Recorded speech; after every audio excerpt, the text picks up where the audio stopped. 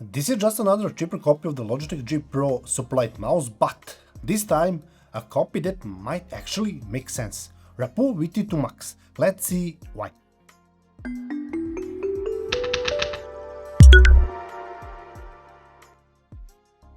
The box makes an impression right away. Glossy, minimalist grey, and when you rotate it under the light it slowly shifts shades. For a mouse at this price point, honestly, I didn't expect this kind of first impression. And when you open it, everything is neatly packed and in its place. The mouse, dongle, USB-C charging cable with Type-A on the other end, worth noting. It's not reversible, which might bother some people. In a separate pouch you get the replacement skate feet for when the originals wear out and grip so the mouse doesn't slip during long sessions. And here's one detail that pleasantly surprised me: USB extender. If your PC is under the desk and the dongle loses signal, you simply pull it out onto the desk and attach it there. Less distance, more stable connections, lower latency, a small thing but a smart solution. I mean, it's nothing revolutionary, plenty of premium mice have it already, but when you see the price of this mouse, it's a nice surprise to find it included. No unnecessary extras, but everything inside has a purpose, and that's, in the end, a good sign for what's to come.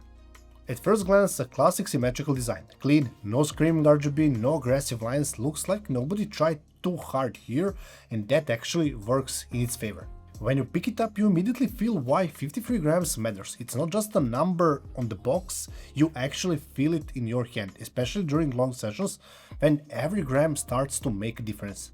One thing I noticed at the side area where the V logo sits a bit higher than expected. If you are used to the Logitech G Pro like me, it will take a little time to adjust, not a problem, just a little different. The mouse is symmetrical in shape, but the side buttons are positioned on the left side, making it more practical for right-handed users. Left-handed users can still use it but won't have the same comfort when reaching for the side buttons. And below the scroll wheel you have two buttons, one to increase DPI and one to decrease it. Easy to reach, no need to open the software every time you want to change sensitivity.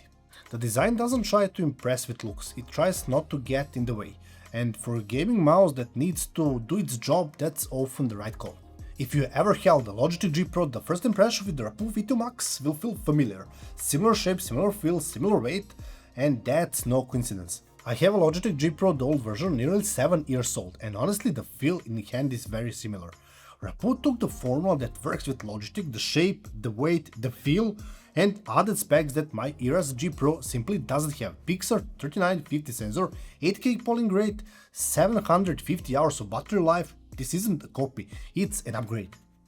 And one thing I noticed, after a month of use, the plastic wears a bit faster than I would like. Scratches and signs of use start showing quicker than on the Logitech. My G Pro is 7 years old and looks better than Rapoo VT2 Max after a month. That's a real difference in material quality.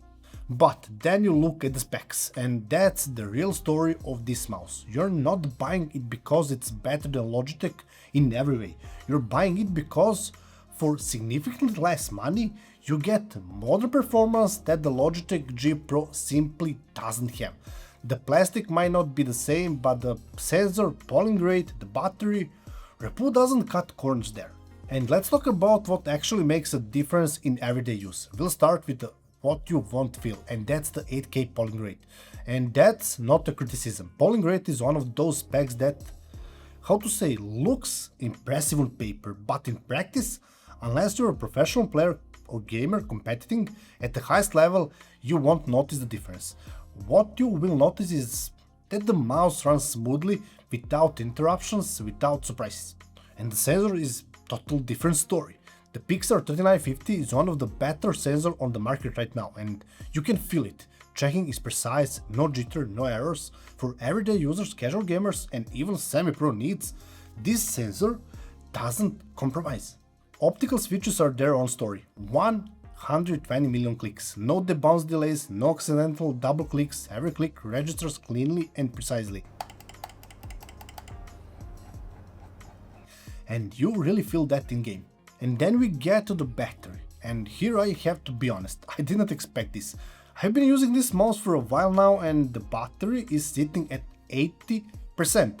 It literally hasn't moved. 750 hours of battery life at 1K Hz polling rate isn't a marketing story, it's a reality. And once you experience a wireless mouse you don't need to charge, it's really hard to go back to anything else. And that's it, in the end, what makes this mouse practical. Not one impressive spec, but all those things together that just work every day without thinking about it.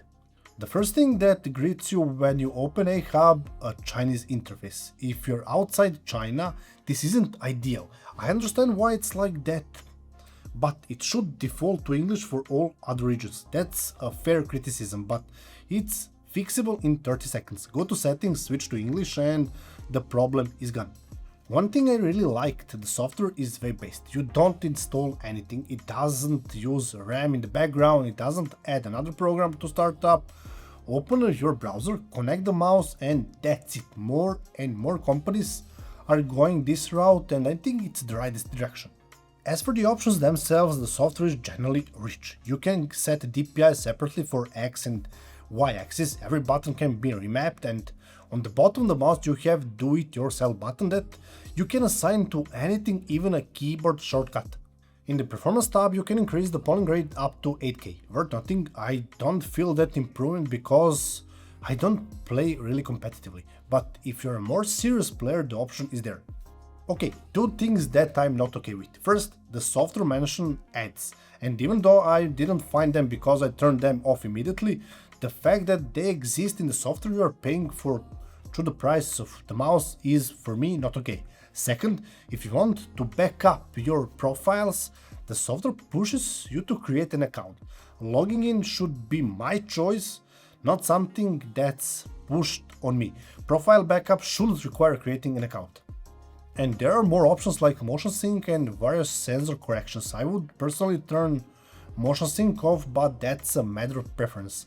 Overall, the software gives a lot of control to those who need it. In the end, the web-based approach is, for me, big plus. The options are rich, but the Chinese interface by default and the forced account creation are things Rapoo needs to fix in the next version.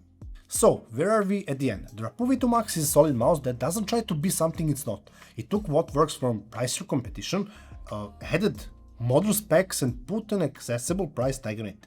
The plastic wears faster than I would like, the software has things that need fixing, but the sensor does its job. The battery lasts incredibly long and it sits naturally in the hand.